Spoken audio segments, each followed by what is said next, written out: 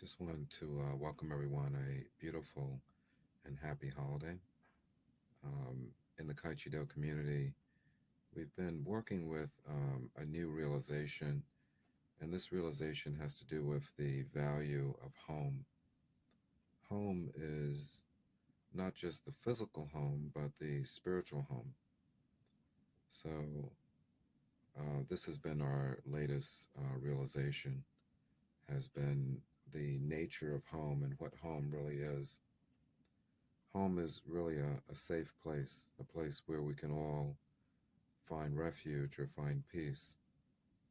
So that's been the latest in our teachings has been the nature of home. This is a beautiful time of year for us to remember about home and the real significance of home.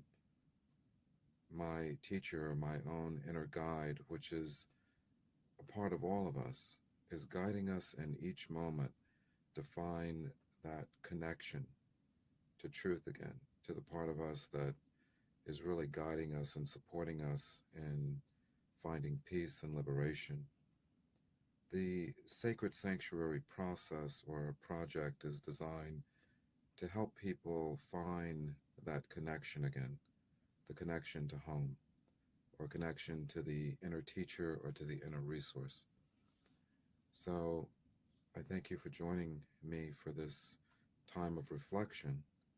One of my students was talking to me about her need to find home. And it seemed like home wasn't just in the outer world, but that home was somewhere distant, that at times was very difficult to access or to find. And so we began talking about what the real home is. What is this home, this real home? And what we began to discover was that, home is a state of being. It's a state where we stay in perfect alignment with the source of who we are, with ourselves and with everyone, in perfect harmony and in perfect synchrony.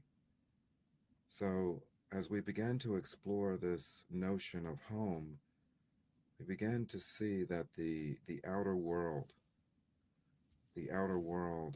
is a distraction at times, that the world around us, the Buddhists call it the world of illusion or the world of Mara. And Mara actually is the cause of suffering, or as they say, the cause that we're in dukkha, or that we're in pain. So as we try to find our way out of the world of illusion, one of the places to look is deep inside of our own inner awareness. Think of your physical home. Think of the place that you've created as a safe place, whether it's one room, whether it's 20 rooms, whether it's a little space that is out on the street, wherever it may be. This is our outer projection of home. But it's a safe place. It's a place that is familiar. Now, the closer we get to our true home or our sacred home, it becomes more and more familiar. There's a feeling as if there's a part of us that's been accepted back into heaven again, or back into grace. So this time of year is a good time to remember our home, not just the physical home, but the spiritual home, the true home, that goes beyond just the world of imagination, the world of dreams, the world of sounds and sights, but into a place of peace, a place of liberation and freedom. One of the ways to actually begin the process of finding our way home is by letting go of judgments, letting go of opinions, letting go of what we think we know or what we think we should know. When we begin to let go of all of these views, we have access to the true wisdom that comes from the source of who we are. I love the analogy given by a teacher, Ram Dass or Richard Albert. He talks about the chariot, and the chariot represents our being. Inside the chariot, and this is more of my interpretation, is the authentic self and God or source. And the coachman is the ego, the horses are the emotions. Now, the problem in this scenario is that the authentic self or the true self is constantly paying attention to the emotions and paying attention to the chatter of the ego, the part of us that is operating out of fear. Now, a lot of people think, well, we should just get rid of the ego and then everything would be fine. But the ego plays a very valuable role when it takes direction from God or from Source, when it takes direction from the authentic self that's in harmony with the divine. Then the ego or the egoic mind can be very useful in terms of putting things into motion or taking action or what's formally called right action. But when the ego is just busy responding to chaos and confusion and aggravating our emotions or our feelings, this direction, this information that's actually coming from the coming together of the authentic self and God, that union is not realized. Therefore, the surface mind or the conscious mind loses connection with the divine or the infinite mind. The authentic self or the true self coming back into harmony with source or coming back into harmony with God actually allows this communication to take place. This way, when the ego gets instructions from the unified authentic self and God, this unification actually is what allows right action to manifest. So, as I'm looking at this dynamic right now, I see that our work is to change our gaze, to change our attention from the noise and confusion of the outer world and to begin to quiet ourselves. This is the value of meditation. Meditation is an opportunity to quiet the mind and to go into a place where we can listen to this unification between the authentic self and the divine self or God.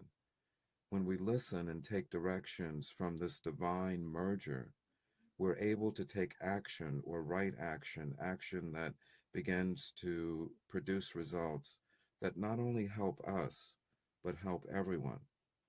See, right action is not action that just helps us as individuals. Right action is action that helps everyone. This is our prayer. You know, you've heard me, people that are close to me have heard me say this prayer many a times. And the prayer is, may all beings be free. May all beings find liberation from suffering.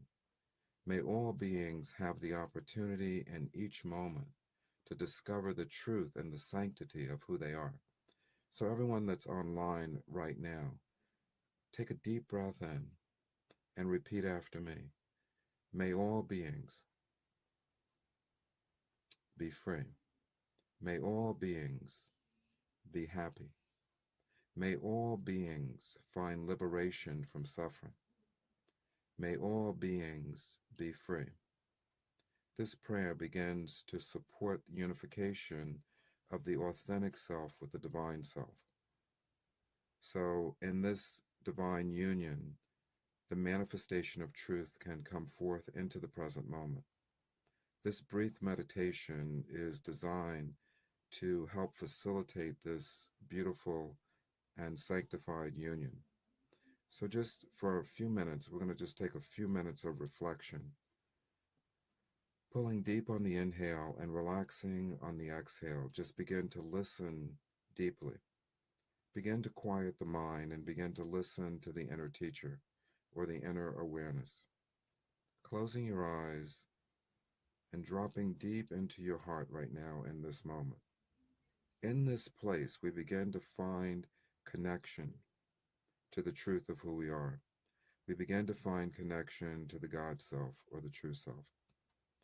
Listening to my own inner awareness, I drop into a state of stillness. I begin to listen to the teacher, the divine messenger, the part of me that guides me honestly and truthfully and purposefully in each moment. As I listen to this teacher, I listen to my own inner awareness. Breathing in, I take in the essence of who I am. Breathing out, I release all resistance or all struggle. I release the world of illusion, and I drop into eternal stillness and quietness in the moment. My mind is your mind, says the teacher. My heart is your heart. We are one heart in this eternal and beautiful moment. So take your time on this journey and listen to the guidance and the instructions of the teacher. These messages are from the inner awareness or the inner sanctum, the part of us that's guiding us in each moment, that goes beyond the rational, logical mind, the organized and busy mind, and begins to drop into stillness and into truth. We listen to this inner teacher, this inner messenger, this divine guide. Again, take a deep breath in and repeat after me. May all beings be free. May all beings find liberation from suffering. May all beings have the opportunity in this perfect moment to experience the sanctity and the beauty of now. May all beings be free. May all beings be happy. My love, my respect to everyone as we celebrate this beautiful Thanksgiving, as we celebrate this coming home, coming back into alignment with each other, coming back into a place of peace, a place of liberation and freedom. My heart is your heart. My mind is your mind. We are one mind, one heart, one family, sending love and compassion and grace to everyone. May all beings find this grace and have the opportunity to share it with each other, sending love, kindness, and compassion. Thank you for your hearts, for your acknowledgement. Thank you for the opportunity to share with you in this video log. We'll be doing more of these as a way of reaching out, and as the inspirations come through, as the information, begins to come through, we will do more to reach out to people and to share this with people. So I just want to again thank you for coming on and beginning to listen and begin to share this very special moment. Thank you for your love and your compassion. And this is what's needed, I believe, for the world right now, is for us all to come together and to share messages of love, messages of compassion. Begin to listen to the inner teacher or the inner voice, the part of us that's constantly guiding us beyond the noise and confusion of our surface mind. There's a part of us that's with us purely and evenly. This dispels all the noise, all the chatter, the part of us that pushes against, these messages, that tries to suppress them, because there is a part of us that says, well, I am the voice of God. And therefore, we're not really listening, or we're not really paying attention to the divine messenger that is, in essence, available in each moment if we would quiet the chatter, the noise of the mind. So, and this is not to make the mind wrong, not to make the ego wrong, but this is an invitation for the egoic mind to unify with the authentic self and also the divine self or God. So in this unification, in this prayer, in this blessing, we send out love and kindness to everyone and to all beings.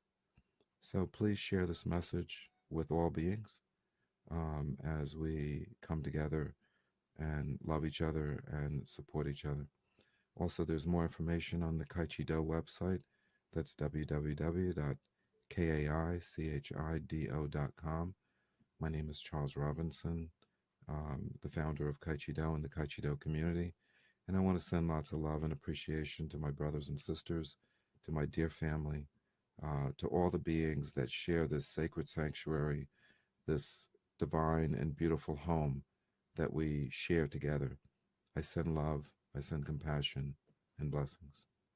Namaste.